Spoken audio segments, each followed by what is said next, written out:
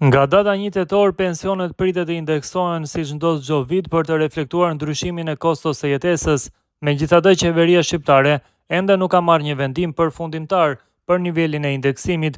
Bëhet e ditur se rritja pritet të jetë në nivelin 2.5%, duke i shtuar një mbështetje shtesë mira pensionistëve në të gjithë vendin. Indeksimi i pensioneve bëhet zakonisht mbi bazën e inflacionit dhe zhvillimeve ekonomike të vitit të kaluar, në mënyrë që të ruhet fuqia blerëse e qytetarëve më në moshë. Vendimi i qeverisë pritet të bëhet publik gjatë ditëve në vijim.